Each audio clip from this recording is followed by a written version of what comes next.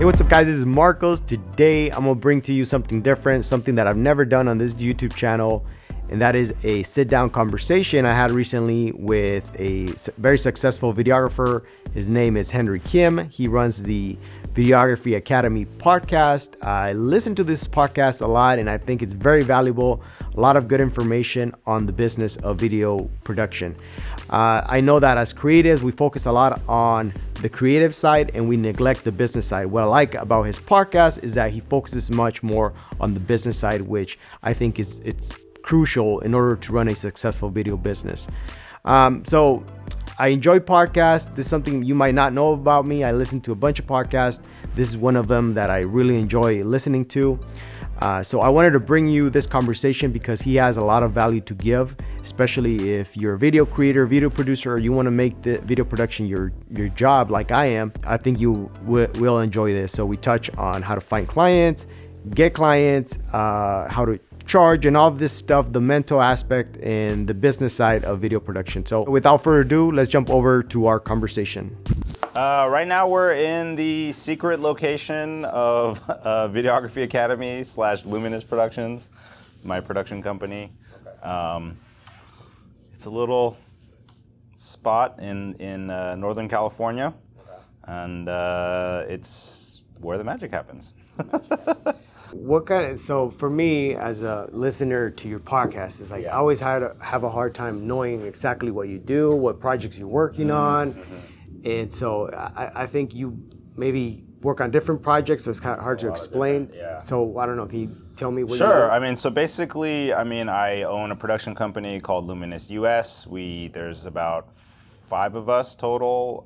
We do service production, which is like commercial production for agencies and things like that. And then we do productions for startups and corporations and our own projects. So kind of a mix of a lot of things. And we also do, anything media related. So we'll even do like photography and graphic design, even stuff like that. So kind of like a creative house. Besides the video, do you ever do anything beyond video, like the advertisement or running campaigns? So we'll do like full marketing campaigns for more for a startup or a small business.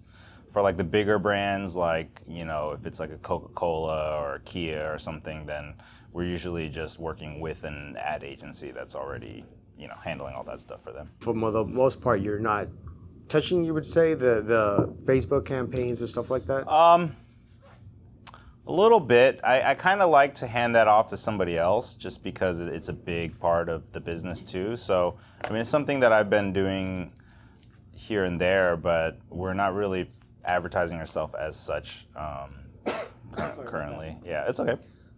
Yeah. You didn't always just work with startups and businesses. So tell me a little bit about how you started. Sure, yeah. I've been doing videography for, like 13 years or something. I started off doing wedding videos, and I started off doing any kind of video that somebody would hire me for. So I've done everything you could imagine. I've done sporting events, kickboxing, car racing, a lot of corporate stuff. I've shot funerals before. I've done a lot of random stuff. Really? Yeah, I've tried everything, and then now we're here. I shot something similar. Oh, really? A celebration party for, instead of a funeral, it was more like a celebration. So yeah. It was something like that. Funerals are tough, man. Yeah, I definitely was like, I don't want to make this my core business. Yeah, that wasn't fun. So, it's been 13 years, and obviously it's gone through a lot, this industry has gone through a lot of changes. Yeah, that's really true. And so, do you do any weddings, or is that something you just completely? No, I phased out of I did weddings for like a good 5 or 6 years while I was building up my corporate stuff, and I just got burned out, to be honest, because weddings are tough. They're hard work, and honestly, videographers don't get paid nearly as much as photographers for the amount of work that they put in. And so, once you start doing more corporate stuff and you're like getting paid more for less work, and it's a little bit more creative, then at least for me, I couldn't, I don't know, I got burned out. I don't know how else to put it. No offense to anybody shooting weddings right now. I know, I'm shooting weddings. I Yeah. prefer corporate work.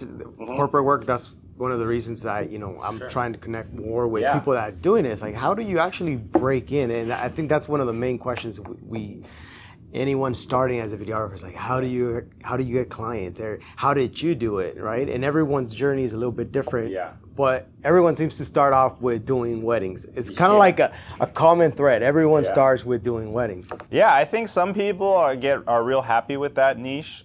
Weddings are the easiest to get into because people always are getting married, and they're in the end they're always going to hire people for video. And so for a beginner, there's a lot of, and also because there's a lot of weddings with different budgets. So if somebody has a really low budget wedding, they're happy to give somebody a shot, who's getting started. So I think it's easy to get your foot in. It isn't easy, the work. I mean, you do have to get your ass kicked and work really hard and learn a lot from it. But I think some people, they just tend to, they're really happy with it and they just kind of want to keep that, because the pluses to weddings are you could work just weekends if you want, and if for somebody who's working just weekends, that actually can turn out to be pretty good money, So I know a lot of people that had regular jobs and stuff like that. But corporate stuff, I think to get into that, you have to be a little bit more sales. You have to learn the sales portion and kind of the marketing portion. And How did you? Let me stop you. How did you get like your first couple clients? Because it seems like just even getting one is not good. Like, I've gotten some corporate clients, but to get consistent business, it's more than landing your first client. Yeah, that's true. I mean, in the beginning, for my first corporate work was, I think, through Craigslist. Yeah, okay. And so I probably got paid almost nothing, I'm guessing. But what I learned with corporate work is if you're going to go out and get the business on your own, then you're going to have to put in probably a couple years of effort of really building up your portfolio to the point where you've dealt with enough clients and done enough different types of corporate work that you're pretty confident when you're talking to people and you have the work to show for it, Because the thing about a wedding is that it's an emotional thing. So the only thing you need to be successful is to make sure that the video makes the couple happy, which inherently they're a lot happier with because it's themselves on screen. When you do corporate work, now you're talking about this video or whatever project you're working on has to serve a company's needs. So there's somebody judging it based off, they don't care about the emotions, They're just like, am I getting more views or leads or whatever it is? So you have to understand how businesses, how they work, what they need, and then try to have the video serve their goals. So I think it's harder, and you just have to put in more work. And honestly, you just have to learn sales and go out and do it and just really commit to it. So the first couple of years, did you do a lot of free projects or? Yeah, for sure. I think the way that I did it was I was working for free to try and show something, and then as soon as I got that, I would charge for that level of work. But then if it was like the next level, I might do it for free or cheap just to get the next level of experience, Because a lot of times if you don't have a certain type of work they're looking for, they might not even hire you, to be honest. So sometimes you have to give them a really big discount or do it for free just to show them that you can do it, Yeah. But you don't want to do that too much. You kind of want to go in stages where like let's say you start doing testimonial videos for corporations, like once you figure that out, you shouldn't just keep doing it for free, because really you just need one or two pieces for your portfolio that shows that you can do it. And as far as reaching out to companies, you just call them directly? Did you rely on referrals or friends? There's a lot of things I did. I think reaching out to friends is important. Going through your friends list and thinking, where does this person work? Who might they know? And then what you do is you send an email or message to everybody and you say, hey, I'm looking for this kind of work. If you know anybody that has it, let me know. Yeah. And then I would get referrals that way. Sharing your journey is really important. So just on social media, just showing what you're doing while you're working on stuff is really important, because it teaches your network to see you as whoever you are, and start thinking, like, you want them to connect the dots, like, you and video go together. So anytime they run into somebody that's like, oh, I need a video, you want to pop up in their head, you know.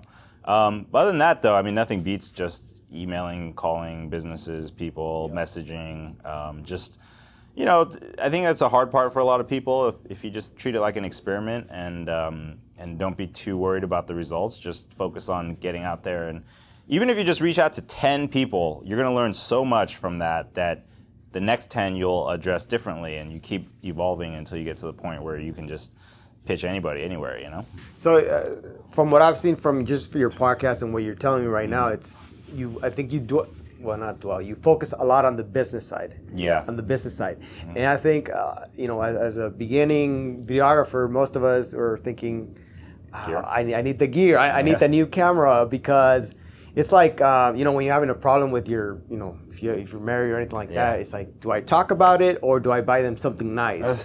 it's not like instant gratification? Yeah, instant gratification instead of, or like maybe you have some issues that you need to work out. Well, I'll just buy myself a new something, a new camera. I mean, it's easy to fall in love with you know what I'm saying, gear, right? But it's bad for your business if you go too far. I think what I advocate is each skill level has a different requirement for the type of equipment they need to get the job done, right? So when I first started out, all I needed was a camera, a boom mic, a tripod, you know? And then I was covering live events mostly. And then all of a sudden I was like, oh, I need like an onboard light for my camera for when it gets dark. So then you add that.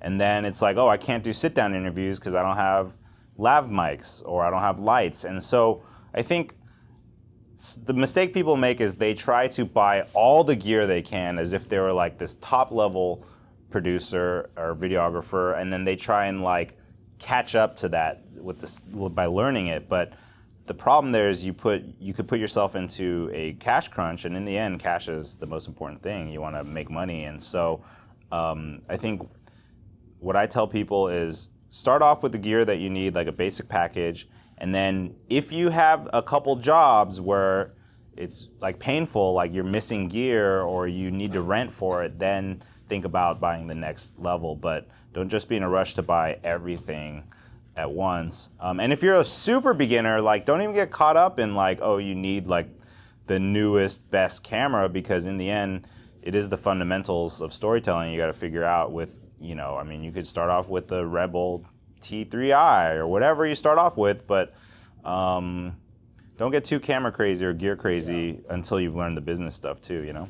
Yeah. So I think the reason we get so caught up in the cameras and all the gear is because it feels like progress, right? Sure. If I'm getting a new lens, oh, I'm making progress, but it doesn't really get you more jobs. You know what I'm saying? So sure. It's like whatever, we try to avoid what's hard, and the hard part is the business side, reaching out to people, reaching out to businesses. Yeah.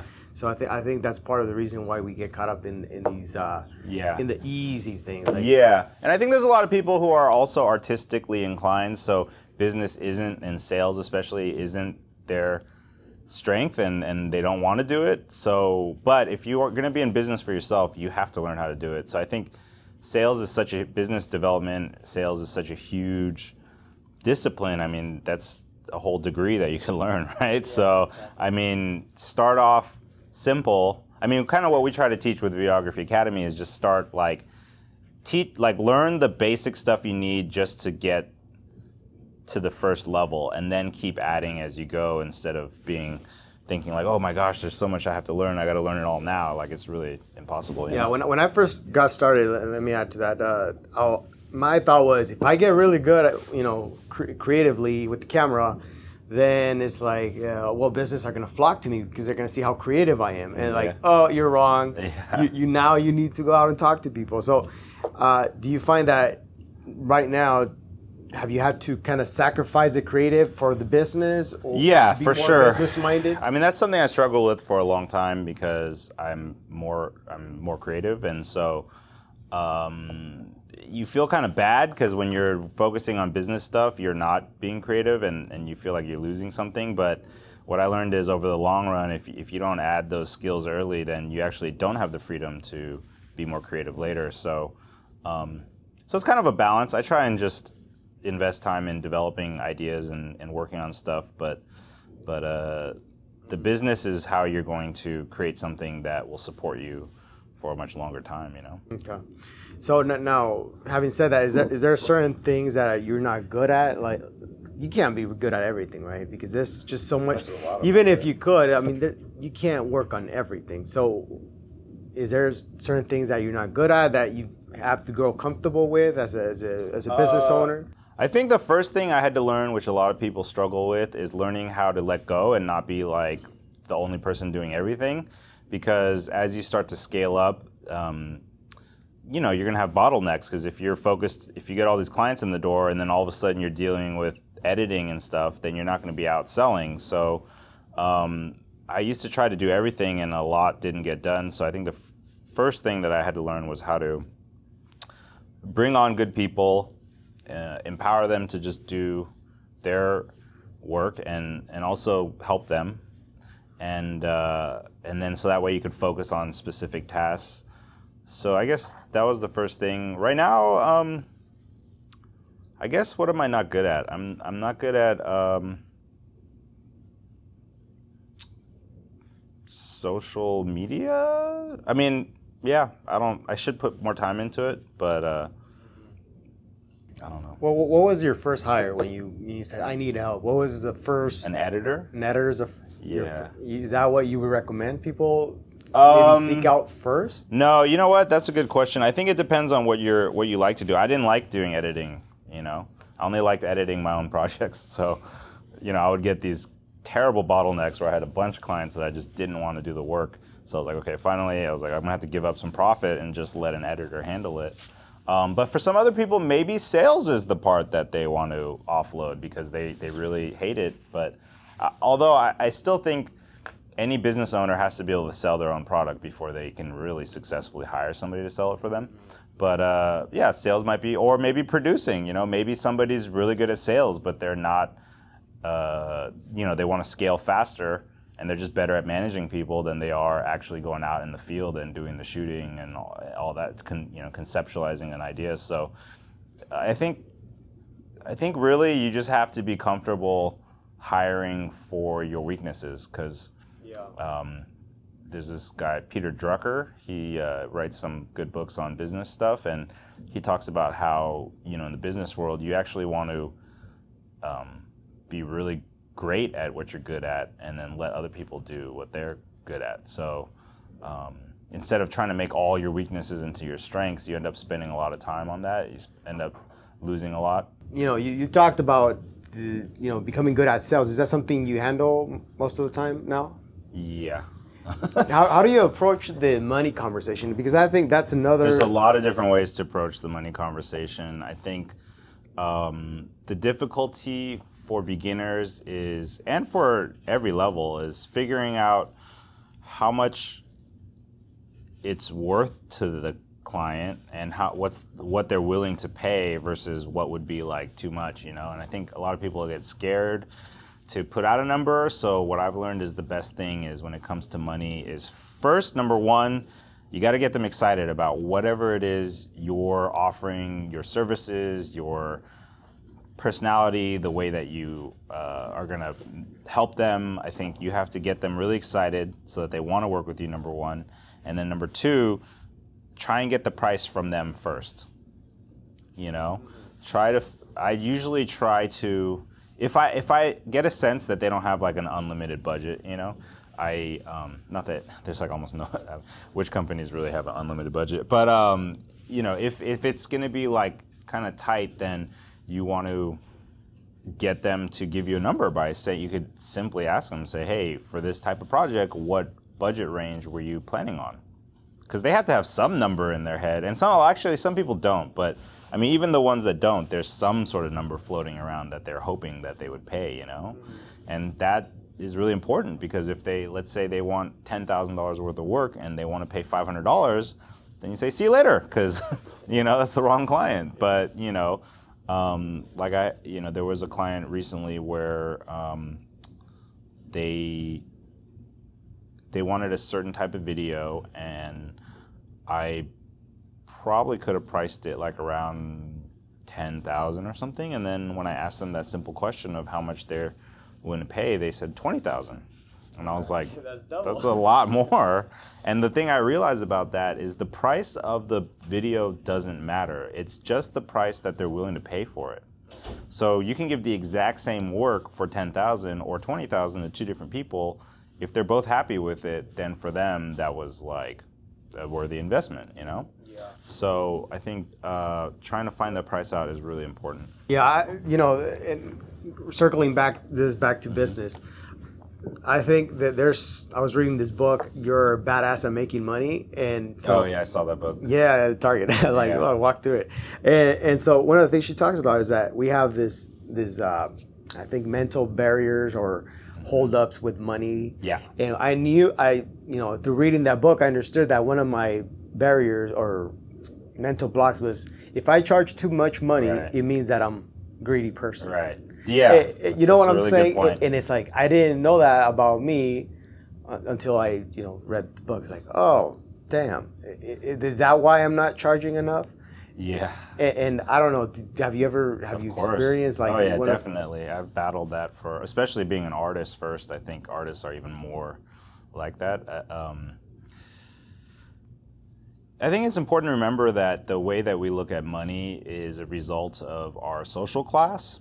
So if you come from a family that isn't wealthy, the way that you look at money and the way that people talk about money in your community and all the people around you is probably not the best way to look at it, because it's kind of like how with athletes, they typically have difficulty holding on to their money because most of them come from like a poor background, and then when they get the money, all of a sudden they feel like they have all these different pressures. Like they feel like they owe people, they feel like they owe the community, they're ashamed to make like a lot of money when other people they know aren't. And so I think all those kind of psychological barriers can keep you from achieving more. But again, I think the thing to remember is that it is a barrier that you're creating for yourself, and also that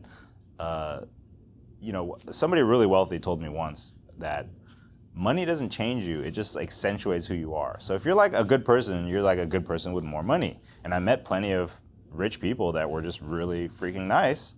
Yeah. And then if you're an asshole, you're just a bigger asshole. So I've met people that are douchebags and they have a lot of money. Unfortunately, there's probably more of those types of people. But the point is, if you know that what you're doing has, honest intentions, if you are the way I look at it is, however much you charge somebody, it doesn't matter as long as you're willing to put in the effort, and really do something great for somebody, whether they have a little bit or a lot of money, Like you're just gonna you're gonna have that integrity. And so if you can do that, then the more you charge somebody just means the more that you're gonna be able to grow your business and even help more people in the future. So I've also, I've experienced the opposite where I undercharge and then I'm working through the project as I'm shooting. It's like, oh, this is going to take me a lot of hours. And I start resenting the client and myself for charging too little. I definitely went through that. And I go into the editing, it's like, you're slugging it, like, this is already eating too much into my prop. So the opposite is also true. You can't undercharge. Definitely don't. It feels better to overcharge. Yeah, I'll tell you, it feels like. True. I agree. I had that problem for a very long time. I realized the main thing is, if you've accepted the job, that means you need it. So you can't complain, because if you really didn't need it, you would have said no, right? Yeah. So that's number one, is know your situation and accept it. And number two, whether you like it or not, once you take a job, you got to do it as well as possible, because that is your reputation still. And your reputation actually more important than anything. And so, your reputation is just the results of your words and your actions over time. So even with the little clients, you might think, oh, I'll never see them again, or I'm not going to want to work with them again. That's fine, but you still have to do a good job for yourself, because I just think if you have that strength, and you have to show that. You want to show that as a piece, especially at the beginning. That's true. You need it to present yourself, and also I think it's more of just an attitude thing, that if you have the discipline of being,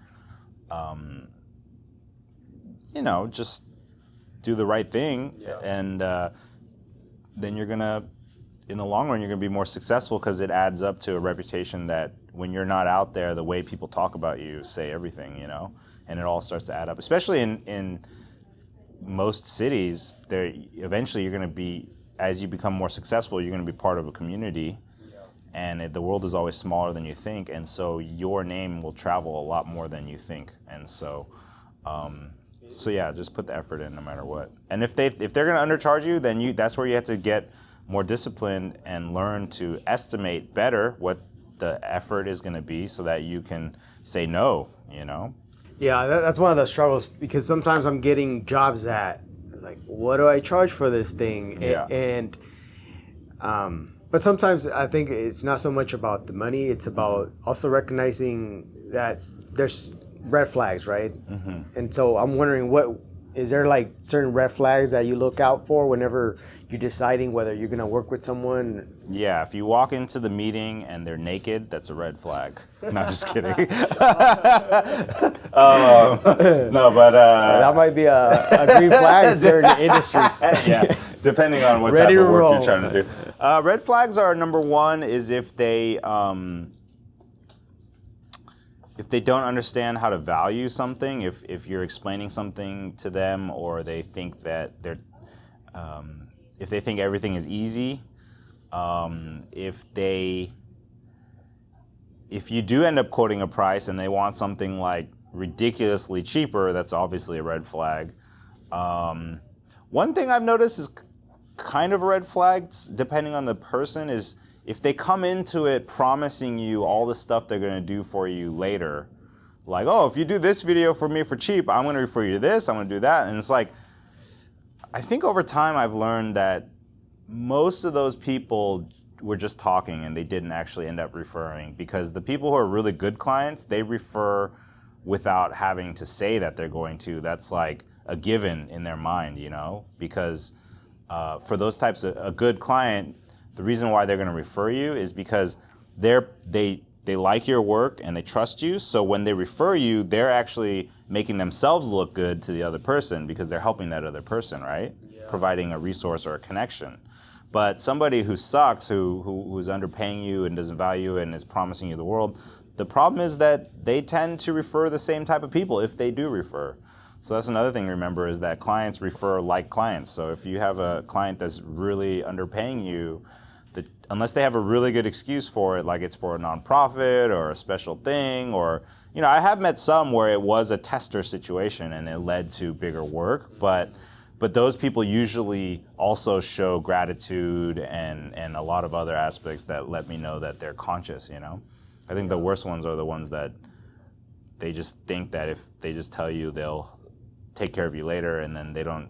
I've had that happen. Yeah, I've had that happen to me, and it's like, that was a bad client. Yeah, forget that. So recently, I had this business owner that I worked for before.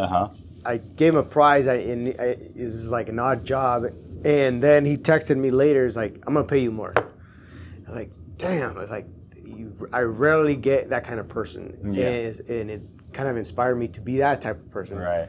Even, there's a time to negotiate, but sometimes it's like, I appreciate your work, and I'm gonna pay you what you're worth. That's a really nice quality to see it in other people, but I think also to develop it in oneself. I agree. Because I'm hiring also my friend when I shoot weddings, and we had kind of agreed, hey, we've been underpaid by our other people that have hired us. Let's not do that to each other. Right. So it's like a way to appreciate each other. Yeah, no, I agree. That's something I definitely do. I think if somebody hooks me up, gives me a deal on something, I always give them their whatever they want on the next one. And I usually try to pay people what they ask for, because you can also push them harder too.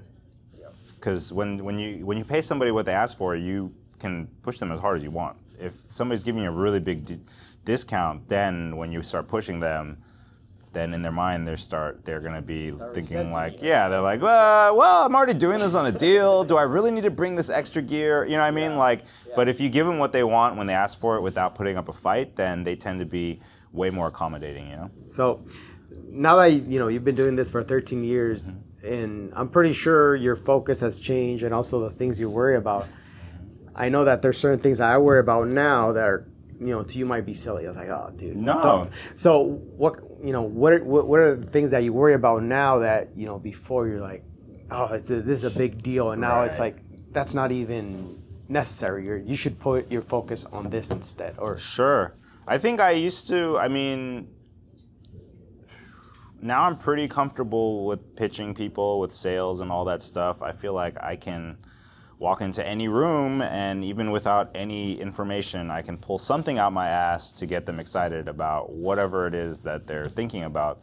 So I'm pretty good at that. But now that goes to the next level, which is like, okay, on the even bigger brand level, we're talking about doing, instead of doing a video that's $10,000, $20,000, we're talking $400,000 or $500,000, or maybe a year-long campaign that's like $1 million, and those are like totally different ballparks. And so you have to. Now I'm more concerned about networking on a higher level. Like, how can I get in with agencies and people that have all the kind of power to bring you clients, and then also just trying to figure out how to scale the business, how to hire more people, how much money to save, what we should spend it on, things like that. So it's not, I need a bigger camera, or because oh yeah, that's that's what I'm saying. That sure. I feel like your worries are more business oriented. Yeah. It's not. I need brand new lights, and that's what you focus on for the entire week, researching lights. Yeah, I mean that's such a tendency. I think that it's. I feel like it's something that needs to be drilled into. I agree. I totally agree with you on that. I think I don't even have that much gear actually. I don't have a ton of lights. I have like a C100. I don't even have many lenses. I tend to rent everything.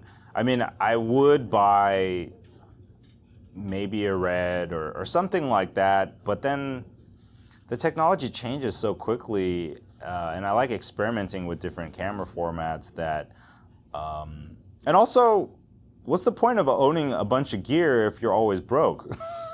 I mean, if you're still like, if you don't have like, I would say if you don't have 3 months saved where you can just not take a work and survive, then you probably have overspent. I mean, you need to build those resources because life happens, and you don't want to. I've been in situations where I've had to sell my cameras and stuff because I was so broke. It's like, what's the point of owning it if I can't even keep it? Okay, so just so because you mentioned Peter Drucker, that I just started reading him a couple of days ago. The Effective Executive. Is there other like resources that have really helped shape your business or the way you think to thrive in this business? I think podcasts are huge. Just getting really into podcasts, listen to all the top ones that are about business or marketing. That's how I got started, to be honest, in terms of taking my business to the next level. Because before I was just a freelance videographer, I was solo. It wasn't until I really started studying entrepreneurship and marketing and stuff that I started thinking bigger on that. And so podcasts are a great resource. Any books? I love books, so any book on business, marketing, branding, strategy.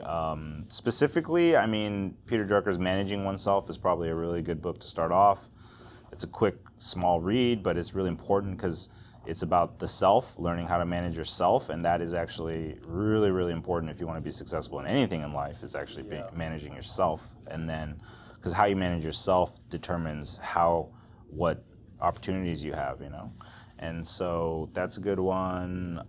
If it comes to marketing or sales, I mean, there's Psychology of Persuasion is a good book.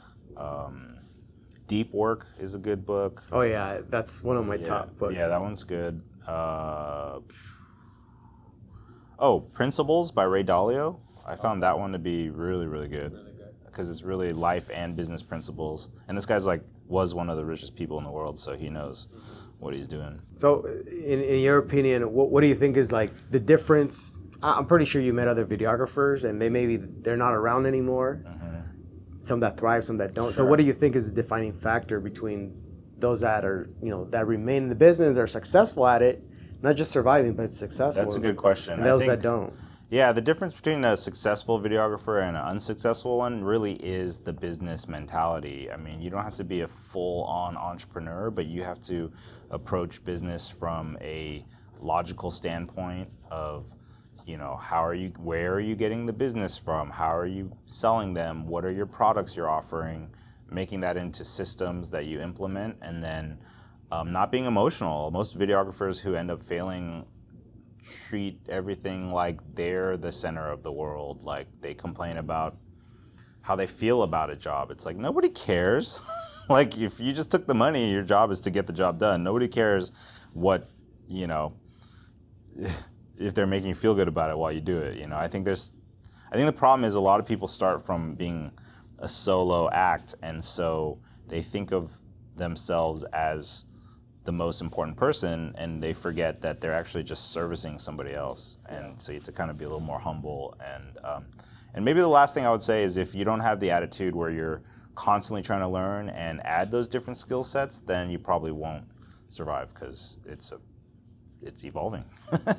How important is it to have a social media presence in your? Because I found you through a podcast. I listen to a lot of podcasts. Yeah. I would have never known about you if you didn't have a podcast. Yeah. I mean, there's probably tons of video producers in this area in the Silicon Valley, but hey, I don't know about them. Yeah. Same thing with there's this YouTuber I follow, Creative North. He's a filmmaker. Sounds familiar. And I bought his movies. He was selling on Vimeo just because I knew him as a YouTuber. Yeah. And I told him on comments, if you didn't make YouTube videos, I would probably have never known about you. I would have never bought your movie. Yeah.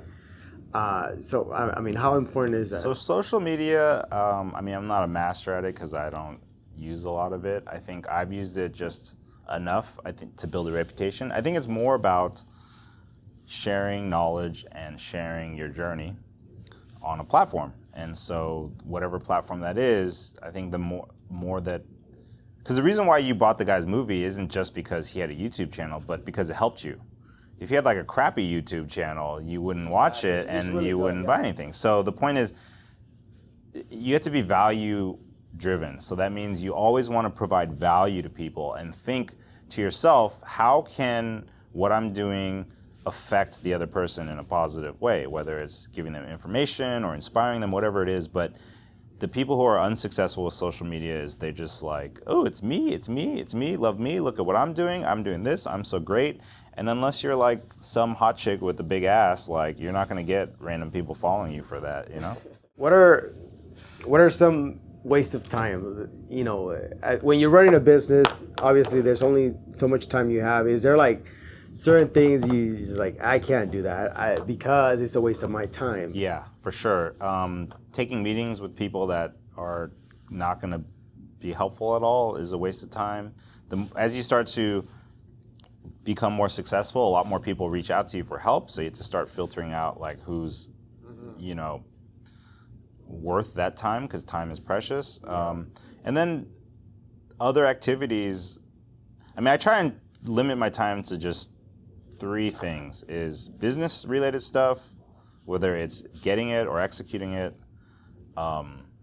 like research and inspiration, like learning and consuming stuff, and then, personal health, family time, which is like the smallest part of that, to be honest. But,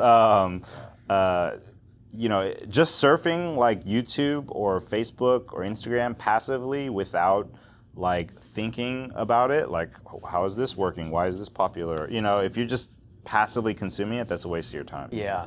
Here's the thing. I have this app on my phone called Moment. It tells you how much time you spend on your phone. I should get that. Moment, yeah. Look for it. It's really cool. And here's what I've noticed. I put a time limit on myself that only 2 hours a day, because most people it's 4 hours a day they spend on their phone. Yeah. The days where I go over 2 hours, that's the days I'm like just consuming information on my phone. Yeah. And those are the same days that I don't do nothing. I don't do anything done. The days where I just like have 40 minutes on my phone, it's like, damn, I did all this stuff. And so I think it's important for people to realize that while learning is important, it could also be a time waster. right? If you don't apply it. Yeah, that's why recently I was thinking, okay, what is the ratio of me consuming content versus creating it? And I gotta put more effort actually into creating it. It's easy to get sucked into a thing where you're just consuming stuff and filing it away in your brain for later, but if you're not actually out doing stuff, you're really not contributing. And the world will try and take all your time. Oh yeah. I mean, I bought a Nintendo Switch recently. I had to return that thing because it's like a portable gaming system. Nintendo Switch. Is that old games? No, it's like new, and it was freaking awesome. I saw the Nintendo like old remote control, and it has the games in the control. Oh, really? What? I wanted to buy it, but I was like, nah. So yeah, I returned it because I played it for like 3 days, and I was like, oh, this is really bad on productivity. So anyways, but I think, yeah, just focus on focusing, if that makes sense. It's hard. It's really hard. So there's, I mean, it's not like, I don't think there's such thing as being, we're not robots, we're not 100% productive. Sometimes you need downtime, you need to be bored. But it's just, I feel like learning can also be like a crutch. You're making it feels like progress, but you're not actually doing anything. Yeah, it's true. I started off really just learning a lot, but also throwing myself into the field, I worked for free for anyone in any position as long as it got me on set, near camera, just to learn from how other people do it. I've been in the lowest positions, and I've done everything. And so that really helped me manage other things and also grow faster. So I think you really got to focus on that. How do you reach out to, like, let's say, I don't know. Just reach out to like a production company and say, hey, here's my work, this is what I do. I'm sure you already have people that you work with, but if you ever need help, let me know. I'd be happy to help you out. Or you can offer like, hey, I'll do behind the scenes video for your next production just because I want to learn and be on set. Just reach out and connect. In this day and age, it's easy to reach out to people, and you just have to stay friendly and don't do too much, but just stay connected with them. There's plenty of people that I've done that type of thing where I didn't work with them for like a year or 2 years, but just the fact that I stayed in contact, eventually they were like, oh, let me give you a shot on this project or whatever, Cool. Yeah. So just to wrap this up, I just want to, is there any like last piece of advice you would advise like beginning filmmakers or people that are just trying to get their foothold or transition into doing full-time video production? My best advice for beginners is don't do drugs. My best advice for beginners is focus on the learning and the execution. Always be super open and humble, and be like really eager, to do everything, to learn everything, and try everything, and to not, like we said, don't get too caught up in the gear. Just like really. Learn. Put the time in the business stuff sooner than you want, because that's the stuff that when you learn it, eventually it's easy, and then you'll get that out the way, and it'll help you have a more successful business. One last thing. So how can people find you and know more about what you do? And I'll have links in the description. So whatever you mention, it'll be there. Well, I started Videography Academy, which is like a platform for learning, especially the business side of videography. So if that's what you're interested in, then definitely go there. Videographyacademy.com. You could look up the podcast, and pretty soon we'll be coming out with a full book and a course. So I don't know. So videographyacademy.com, and social media, where can they catch you? Videography Academy. Videography Academy. It's a bit of a mouthful. Okay. Well, Thanks. This was fun. Yeah, Henry, definitely. thank you very much. Yeah. So yeah, that wraps it up. All right. That's it. Yeah. Cool. So I hope you enjoyed that conversation with Henry Kim. If you want to listen to his podcast or visit his website, I'll have links in the description. You might want to check out his website because he has some very valuable resources. He actually has some templates, the actual words that he uses to reach out to businesses. So whenever you're trying to get in contact with a new business and hopefully get their attention, I think he does a great job with that.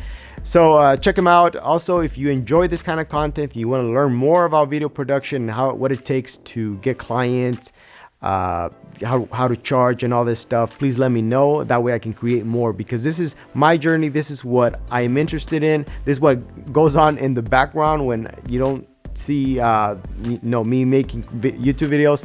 I'm doing freelance video production. So yeah, please let me know any questions, comments. I'll love to share and start a conversation down in the comment section. So as always, guys, thank you very much for watching. I'll catch you guys on the next one.